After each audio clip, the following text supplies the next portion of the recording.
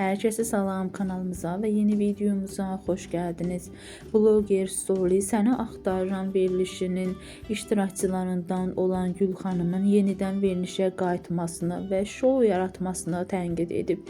Həmin anlar sosial şəbəkədə paylaşılıb, biz də sizlərə təqdim edirik.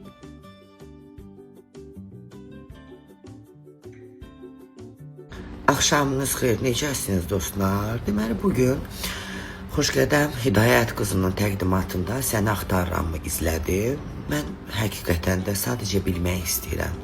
Bu Gül xanım Barbara nə zaman bitəcək?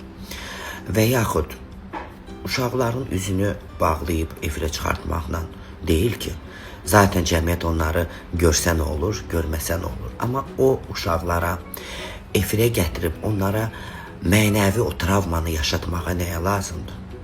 Gül xanım ana kimi məsuliyyətli ana deyil də, bu deyil. Bunu malalamaqla, onun tərəfinə çıxış etməklə deyil. Hələ atanı da haqlı ikən gətirib dolayısı yollarından haqsız çıxartmaq istəyirsiniz. Mənə maraqlıdır, bu Gül xanım Barbaranın birinci həyat yoldaşı hansı bir qabahəti işlədib ki, o efirə məcbur olub gəlir? O uşaqların gələcəyi nə olacaq?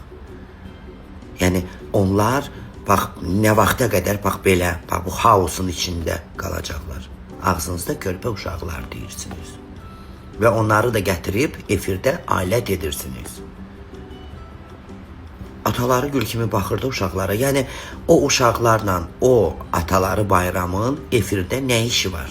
Ata gül kimi uşaqlarına baxır, anadan da tələb eləyir. Necə analar yoldaşlarından uşaqlarının alimentini tələb edirlər.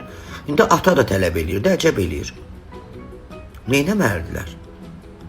Gül kimi oturub rayonda uşaqlarına baxırdı, məhkəməyə də vermişdi, məhkəmə də qərar çıxardıb alimenti ödəməlidir. İndi bu talk show nəyə yaranır? Yəni məqsəd nədir də bu Gül xanım Barbaranın efirdə oturmağının səbəbi nədir? Kulminasiyanı bizə deyini.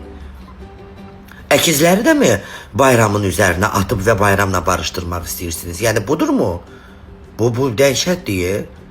Mən anlamadım. Siz nə etmək istəyirsiniz? Bayramın əlindən uşaqları alıb, üstə gəl qarnındakı uşaqlar bərabərdir 5. Buraxmaq istəyirsiniz Gül xanım Barbaranın ümidinə?